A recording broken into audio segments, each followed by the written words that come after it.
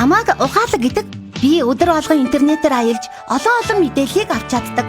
Найзуудтайгаа буухалах, шинэ мэдээлэл олж авах, шинэ найзуудтай болох, өөрийн үзэл бодлоо илэрхийлэх, хөгжилтэй зүйлсийн талаар ярилцах гэдэл интернет надад өөрийн мэдэхгүй шинэ содон зүйлсийн талаар зөндөө мэдээлэл өгдөг. Заримдаа танихгүй хүмүүс ч найзын хүсэлд илгээх нь би. Яадгийн билээ? Танихгүй хүнийг авах нь эрсдэлтэй юм шиг, зургийн цаан хэн байгааг мэдэхгүй ч надтай ч хэцүү юм шиг байна да. Зургнаас нь харахад ч хөөрхөн юм аа. Сайн хөвгөн шиг санагдаад байна. Ерөөсө хүсэлтийг авч найзууд олноо. Найзуудаа шинэхэн найзтай харуулъя. Тэр ч бас зургийг авалсан. Зургнаасаа жаахан өөрөө л юм. Гэхдээ тэрнтэй харьцахад үнэхээр хөвгөлтэй байдаг. Тийм болохоор итгэж болох байхаа. Энэ зам нэлээд харанхуй юм аа. Гэхдээ намайг хөргөж өгөх хүн байгаа юм чи юунаасаа ч яхав те.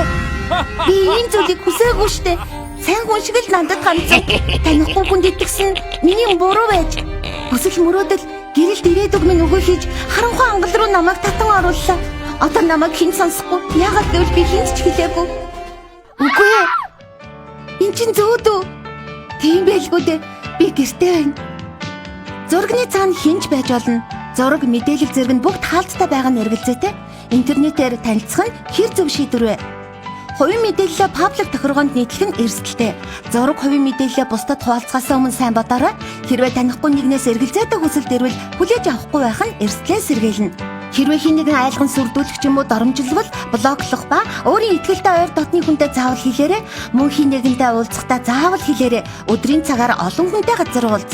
Гэр бүлийнхэнтэйгээ байна гэдэг аз жаргал биш гэж үү?